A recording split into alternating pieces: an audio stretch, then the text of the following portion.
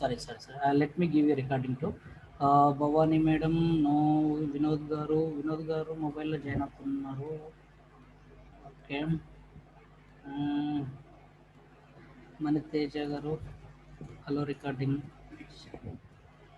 Sarath Chandra, Sudhakar recording, Shiva garu hello recording. Yeah, you can start recording.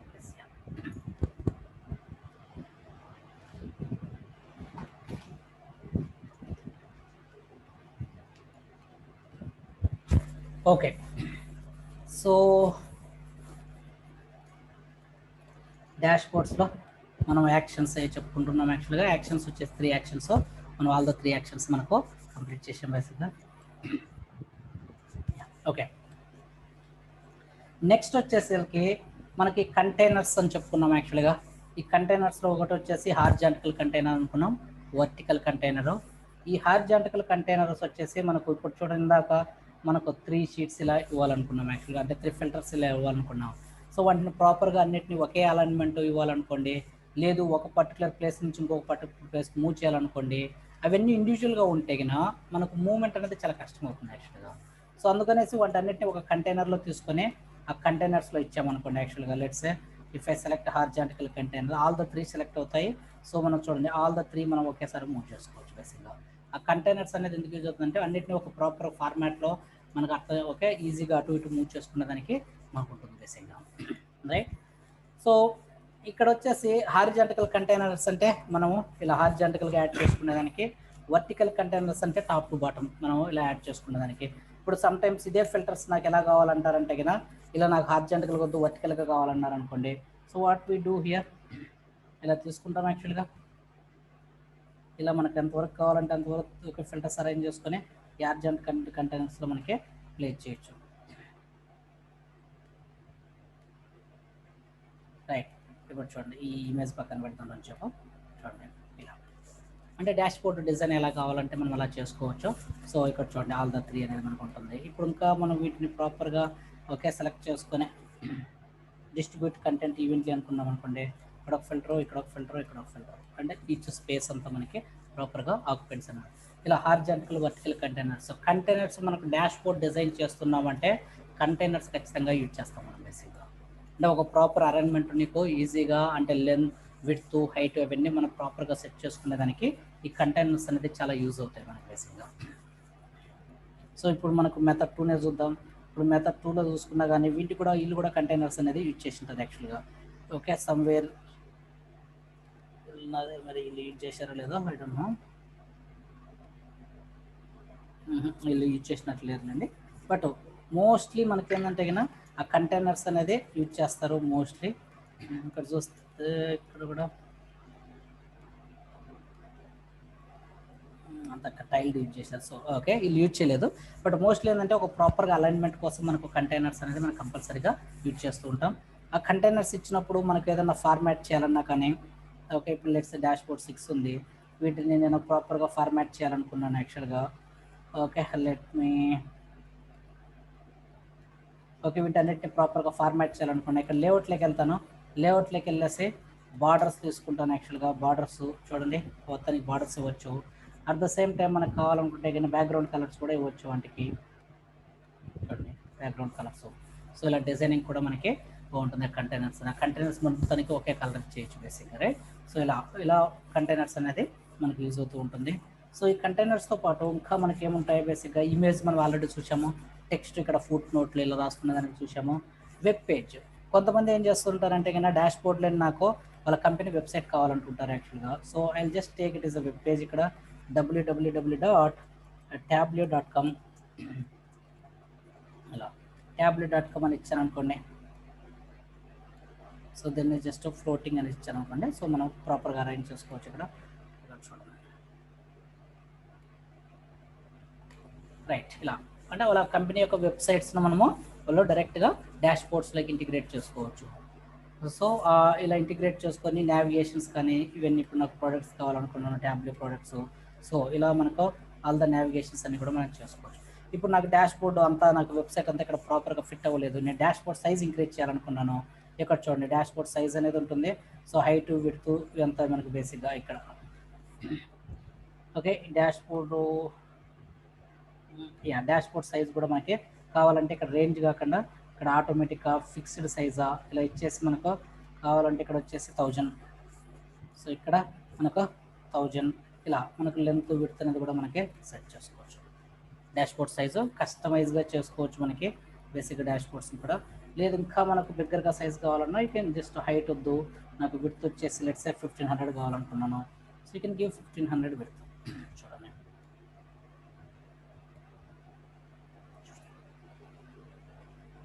ఇలా మనకు 1500 width కానీ ఇలా మనకు 50 ఓకే విడ్త్ అనేది కూడా మనకి కస్టమైజ్ చేసుకోవచ్చు బేసిక్గా. క్లియర్ దస్? ఓకే, నెక్స్ట్ వచ్చేసరికి వెబ్ పేజ్ అయిపోయిన తర్వాత ఈ బ్లాంక్ అనేది ఏం లేదు. ఇక్కడ మనం ఇందాక డాష్బోర్డ్ చూసినాం యాక్చువల్గా. ఈ డాష్బోర్డ్ 6లో మనకి ఇదంతా వరకు జస్ట్ వేస్ట్ ఆఫ్ స్పేసే కదా నార్మల్గా. సో ఇలాంటప్పుడు ఇలా జస్ట్ కొన్ని బ్లాంక్స్ కూడా ఇచ్చేయచ్చు మనకు. ఇదంతా జస్ట్ ఏం కనిపించకుండా మనం క్లీన్ చేసుకునేదానికి. ఇంతకుముందు మనం ఏం చేసినాం, ఇక్కడ చూస్తే ఇక్కడ క్లిక్ చేసినప్పుడు మీకు ఇలా చూడండి ఏదో కొన్ని లైన్స్ లాగా కనిపిస్తున్నాయి యాక్చువల్గా, రైట్? సో వాటిని కొంచెం కవర్ చేసుకునేదానికి ఓకే బ్లాంక్ ఇవ్వచ్చు. లేదు ఈ రెండింటి మధ్య నాకు స్పేస్ కావాలనుకున్నాను అనుకోండి, యాక్చువల్గా ఈ రెండింటి మధ్య స్పేస్ కావాలన్నా ఇలా బ్లాంక్ ఇచ్చేసి ఈ రెండింటిని మనకు ఇలా అలైన్ చేసుకోవచ్చు బేసిక్గా. ఇలా ఎక్కడైతే మనకు స్పేసెస్ కానీ సంథింగ్ కావాలనుకున్నప్పుడు బ్లాంక్ అనేది యూజ్ చేస్తాము. ఈ నావిగేషన్ అనే ఒక బటన్ ఉంది. ఈ నావిగేషన్ అనే బటన్ ఏం చేసాం బేసిక్గా డాష్ బోర్డు మనకు ఇక్కడ చూసినాం. నావిగేషన్ బటన్ బ్యాక్ బటన్ కోసం యూజ్ చేసినాం. ఇందాక మనకు నావిగేషన్ అనే బటన్ ఇక్కడ క్లిక్ చేసి లెట్స్ ఓకే ఇక్కడ ఫ్లోటింగ్ అనేది తీసుకున్నాం. ఫ్లోటింగ్ తీసుకొని మనకు ఇప్పుడు ఇమేజ్ కావాలనుకున్నాం, ఇమేజ్లోకి వెళ్ళాం, ఎడిట్ బటన్ తీసుకున్నాం. ఇక్కడ వచ్చేసి బటన్ స్టైల్ వచ్చేసి ఇమేజ్ బటన్ అని సెలెక్ట్ చేసుకున్నాం. ఆ బటన్ ఎక్కడ ఉందో చూస్ చేసుకున్నాం ఇక్కడ బేసిక్గా, రైట్? క్లిక్ ఓకే అనుకున్నాం, రైట్? చూడండి బ్యాక్ బటన్ అనేది తీసుకున్నాం యాక్చువల్గా. సో మనకి ఎక్కడికి ఇవ్వాలి అనేది ఇవ్వలేదు యాక్చువల్గా, అంటే నావిగేట్ టు వేర్ అనేది ఇవ్వలేదు. నావిగేట్ టు లెట్స్ నాకు ఏ డాష్ బోర్డ్కి కావాలంటే కన్నా ఆ డాష్ బోర్డ్కి ఇక్కడ మనకు స్పెసిఫై చేసుకోవచ్చు. ఇక్కడ వచ్చేసరికి డాష్ బోర్డ్ 6 అని ఇస్తున్నాం. Click okay, click okay. ఇలా క్లిక్ చేసామనుకోండి అంటే ఇది జస్ట్ ఓపెన్ ఇలా ఉండాలి. ఇలా క్లిక్ చేస్తే డాష్ బోర్డ్ 6 అలా ఓకే. ఇలా మనకు దానికి నావిగేషన్ బటన్ ఏంటంటే ఒక పేజ్ నుంచి ఇంకొక పేజీకి కానీ ఒక డాష్ బోర్డ్ నుంచి ఇంకొక డాష్ బోర్డ్కి కానీ మనకు నావిగేట్ అయ్యేదానికి ఈ నావిగేషన్స్ అనేది యూజ్ చేస్తాం బేసిక్గా. నెక్స్ట్ వచ్చేసరికి డౌన్లోడ్ అనే ఒక ఆప్షన్ ఉంటుంది. ఈ డౌన్లోడ్ అనేది మనకి ఏం చేస్తుందంటే బేసిక్గా ఇప్పుడు నాకు ఈ డేటాని ఒక ఎక్స్పోర్ట్ చేసుకోవాలనుకున్నాను, ఒక ఎక్సెల్లోకి ఎక్కడికైనా ఎక్స్పోర్ట్ చేయాలనుకున్నాను. ఈ డౌన్లోడ్ అనే ఒక ఆప్షన్ ఉంటుంది. లెట్స్ ఫ్లోటింగ్ అనేది తీసుకున్నాను. ఈ డౌన్లోడ్ అనేది ఇక్కడ ఇచ్చేసి ఇప్పుడు డౌన్లోడ్ టు పీడిఎఫ్ అని ఇచ్చాను అనుకోండి. సో దీనికి కూడా జస్ట్ ప్రజెంటేషన్ మోడ్లోకి వెళ్ళేసి డౌన్లోడ్ క్లిక్ చేస్తే చూడండి పీడిఎఫ్లోకి డేటా ఎక్స్పోర్ట్ అయిపోతుంది. చూడండి పీడిఎఫ్లోకి డేటా వచ్చేసి ఓకే. సో పీడిఎఫే కాదు ఇక్కడ మనకు ఏమేమి క్రియేట్ చేయొచ్చు అంటే కనుక ఇక్కడ పీడిఎఫే కాదు, ఇక్కడ వచ్చేసి ఎడిట్ చేస్తే ఎడిట్ బటన్ అని క్లిక్ చేస్తే పీడిఎఫే కాదు క్రాస్ ట్యాబ్లోకి అంటే ఎక్సెల్లోకి డేటా తీసుకోవచ్చు, ఇమేజ్ గడ్డ ఎక్స్పోర్ట్ చేసుకోవచ్చు, పవర్ పాయింట్లో కూడా మనం తీసుకోవచ్చు కావాలంటే.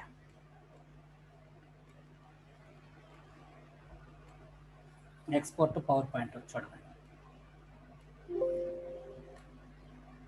Okay. It's create a power point. So power point ఎక్కడ వచ్చి ఉండొచ్చు, మోస్ట్లీ సేవ్ అయితే డౌన్లోడ్స్లోనో, లేదు అంటే దెర్ ఈజ్ ఆప్షన్ ఎక్కడో ఓకే. Let's try again. ఎక్కడ సేవ్ అవుతుంది, డాక్యుమెంట్స్లో సేవ్ అయింది యాక్చువల్గా. సో డాక్యుమెంట్స్లోకి వెళ్ళేస్తే డాక్యుమెంట్స్లో చూడండి 10.15 కదా చూడండి డాక్యుమెంట్లో మనకి పవర్ పాయింట్ అనేది వచ్చేసింది. Over view of tablet super store files is created ఎప్పుడు 11/5కి క్రియేట్ అయింది. So this right. సో ఇలా మనకి బేసిక్గా ఎక్స్పోర్ట్ కూడా చేసుకోవచ్చు మనకు అవసరం తగ్గట్టుగా. అంటే ఎక్స్పోర్ట్ మనకి ఏ ఆప్షన్స్ ఉన్నాయి, ఒకటి ఇమేజ్ ఉంది, 2 పీడిఎఫ్ ఉంది, 3 వచ్చేసి క్రాస్ ట్యాబ్ ఉంది, 4th వన్ వచ్చేసి ఏదో ఒకటి మర్చిపోయినామే okay PDF, image, cross tab, PowerPoint 4 ఇట్లకే మనము ఎక్స్పోర్ట్ చేసుకోవచ్చు. లేదు నాకు బటన్ స్టైల్ వచ్చేసి అంటే ప్రింట్ బటన్ లాగా కావాలనుకోండి యాక్చువల్గా, అంటే నాకు ఇప్పుడు నాకు ఇంత పెద్ద స్పేస్ ఎందుకు, డౌన్లోడ్ అంత ఆప్షన్ ఇవ్వద్దు, నాకు జస్ట్ ఒక ఇమేజ్ ఇచ్చేస్తాను అనుకునే. ఇప్పుడు నాకు టెక్స్ట్ బటన్ నుంచి ఇమేజ్ బటన్ తీసుకొని, సో ఇమేజ్ చూస్ చేసుకొని, సో ఇక్కడికి వెళ్ళేసి లెట్స్ డెస్క్టాప్ మీద నేను ఆల్రెడీ ప్రింట్ బటన్ లాగా ఏదో ఒకటి ఇచ్చినట్టున్నా. రైట్, ఇదే కదా, ఇదా ఓకే.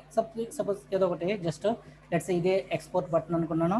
సో లెట్స్ ఒక పెన్ ఇస్తాను, అప్లై అని ఇస్తాను, క్లిక్ ఓకే. సో నాకు స్పేస్ అంతా వెళ్ళిపోద్ది. జస్ట్ చూడండి, యాక్చువల్గా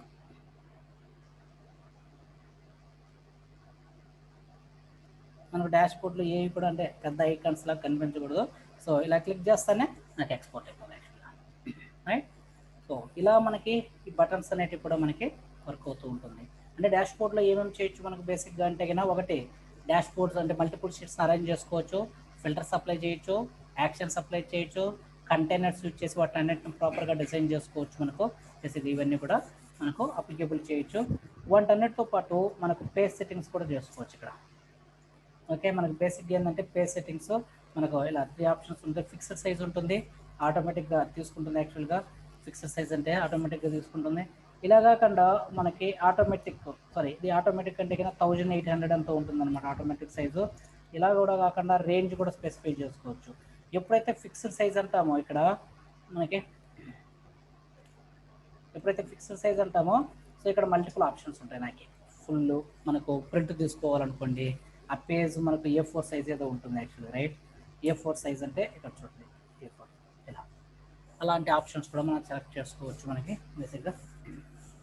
ఇలా కపుల్ ఆఫ్ ఆప్షన్స్ అనేవి మనకు డాష్ బోర్డ్లో చేయొచ్చు మనకి. సో ఇంకో కొన్ని ఆప్షన్స్, చిన్న చిన్న ఆప్షన్స్ ఉన్నాయి. ఓకే, మనకి ఇక్కడ ఏంటంటే లేఅవుట్ ఏంటి, ఇంకా మనకి ఏంటంటే మొబైల్ వ్యూ ఏం చేయొచ్చు. ఓకే, ఇవన్నీ కొన్ని ఆప్షన్స్ ఉన్నాయి. సో రేపుతో ఓకే రేపు కంప్లీట్ చేద్దాంలేండి మిగతా టాస్క్స్ అన్నీ. It's already late okay for every one, already 11 అయిపోయింది. So okay, will complete rest of the topics tomorrow. Thank you so much. Yeah, if you have any questions please let me know please. Yeah.